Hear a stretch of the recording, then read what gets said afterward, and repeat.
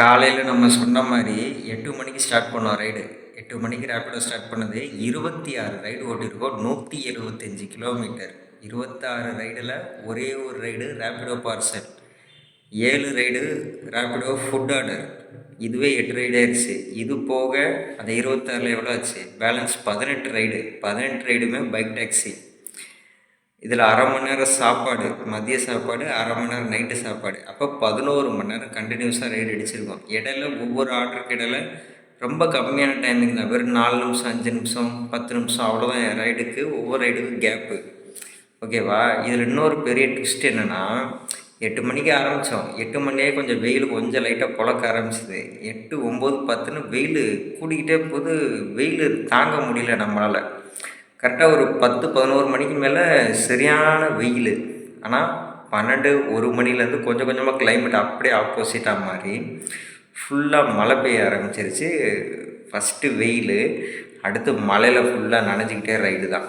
சரி, மழையில் விட்டு முடிஞ்சு அப்படியே விட்டால் பார்த்தா 4 மணிக்கு மேலே என்னாச்சுன்னா, ஈரத்தோட அப்படியே ரைடு ஓட்ட என்ன ஆகுதுன்னா, அந்த காற்று செம குளிர் அடிக்க ஆரம்பிச்சு. ஸோ வெயில், மழை, குளிர் எல்லாத்துலேயும் ட்ராவல் பண்ணியாச்சு.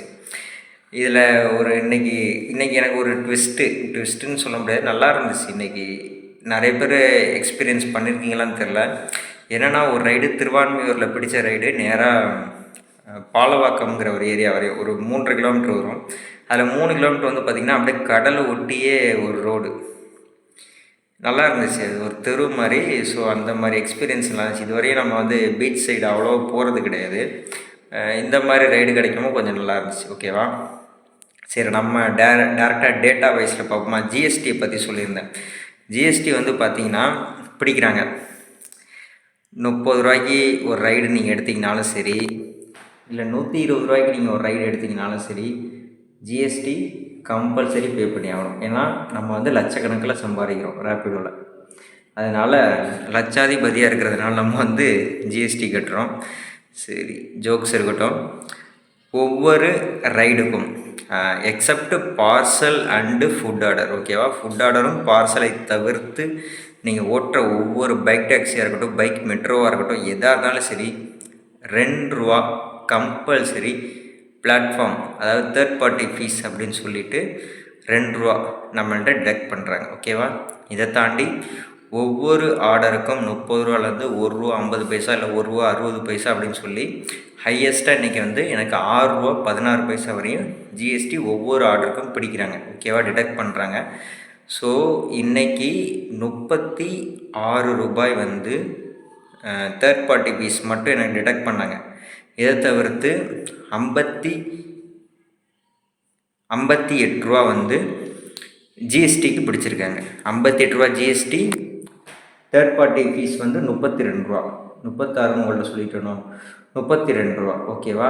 ஆக மொத்தம் GST plus third party fees சேர்த்தோம்னாலே நமக்கு 90 ரூபா இன்றைக்கி பிடிச்சிட்டாங்க ரைடில். ஓகேவா? சரி, 90 ரூபா பிடிச்சது போக இந்த ஜிஎஸ்டியும் தேர்ட் பார்ட்டி ஃபீஸும் நீங்கள் சப்ஸ்கிரைப் பண்ணியிருந்தாலும் பண்ணலைனாலும் கம்பல்சரி பிடிப்பாங்க. இது போக நம்ம வந்து சப்ஸ்கிரைப் பண்ணோம் இல்லையா, அதனால இன்றைக்கி மிச்சம் பண்ண அமௌண்ட்டு கமிஷன், ரேப்பிடோ கமிஷன்லேருந்து நம்ம மிச்சம் பண்ண அமௌண்ட் எவ்வளோ? 150 ரூபாய். ஓகேவா? இதோட முடிச்சுக்கலாம். நம்ம ஓட்டின ரைடோட மொத்த அமௌண்ட்டு 1520 ரூபா. டைமிங் 11 மணி நேரம். இதில் 1520 ரூபாவில் நம்ம ட்ராவல் பண்ண கிலோமீட்டர் சொன்னல 175 கிலோமீட்டர், 350 ரூபா போட்டுவோங்க செலவு, அதாவது பெட்ரோல் ப்ளஸ் மெயின்டெனன்ஸ். அப்போ அது போக நமக்கு 1170 ரூபா வரும். இதில் 30 ரூபா வந்து நமக்கு டிப்ஸ்லாம் வரும். ஸோ 1200ன்னு வச்சுக்கலாம். அப்போனா ஒரு 11-12 மணி நேரம் நம்ம ரைடு எடுக்கிறோம் அப்படின்னா கம்பல்சரி 1 ஹவருக்கு 100 ரூபா ப்ராஃபிட் கிடைக்கும். அதாவது ஃபுல் டைமாக ஓட்டுறவங்களுக்கு. பார்ட் டைமாக ஓட்டுறவங்களுக்கு எப்படி வரும்னு எனக்கு டவுட்டாக இருக்குது. ஏன் அப்படின்னா பார்ட் டைம் வந்து முன்ன பின்ன இருக்கும். ஃபுல் டைம் வந்து நமக்கு ஒரு பிளாக்கோ, நமக்கு ஒரு மைண்டு டிஸ்டர்போ இருக்காது. ஏன் ஃபுல் டைம் ஓட்டும் போது எந்த ஏரியாவில் ரைடு கிடைச்சாலும் நம்ம எடுத்துகிட்டு ஓட்டலாம். பார்ட் டைம்னால் அப்படி கிடையாது.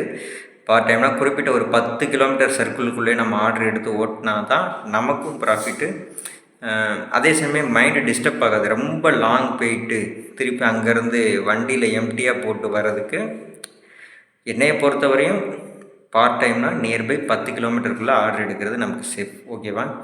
சரி, நம்ம இப்போ கணக்குக்குள்ளே வந்தோன்னா ஜிஎஸ்டி அப்புறமா தேர்ட் பார்ட்டி ஃபீஸ் கம்பல்சரி பிடிக்கிறாங்க. ஓகேவா? இது 2 முக்கியமான விஷயம். சப்ஸ்கிரைப் பண்ணிவிட்டு ஓட்டினீங்க அப்படின்னா ரேப்பிடோ கமிஷன்லேருந்து தப்பிக்கலாம். ஸோ அந்த கமிஷன்லேருந்து தப்பிக்கிறதுனால கொஞ்சம் நல்லா ப்ராஃபிட் கிடைக்கும். இன்றைக்கி ஓட்டுனதில் ப்ராஃபிட் வந்து 1200. ஓகேவா? நம்ம சேனலோட சப்ஸ்கிரைபர் கவுண்டு இப்போதைக்கு கரண்ட்டில் 676. இன்னும் ஒரு 324 தேவை. ஸோ ஆதரவு கொடுங்க. இதுக்கு அடுத்ததாக முக்கியமான இன்னொரு விஷயம் என்னென்னா, வாட்ச் ஹவர்ஸ் வந்து கை வலிக்குது. வாட்ச் ஹவர்ஸ் வந்து 1400 கிராஃப் படி இப்போதைக்கு கரண்ட்டில். ஓகேவா? ஆனால் அது இன்னும் அப்டேட் ஆகாமல் நமக்கு வந்து ஷோ ஆகிறது வந்து எவ்வளோன்னா 1170. ஓகேவா? நம்ம சேனலுக்கு சப்ஸ்கிரைப் பண்ணி சப்போர்ட் பண்ணி லைக்கு ஷேரு கமெண்ட் என்ன பண்ணுவோம் எல்லாத்தையும் தெரிவிக்க விடுங்க. தேங்க்யூ. மீண்டும் நாளைக்கு ஒரு வீடியோவில் பார்க்கலாம்.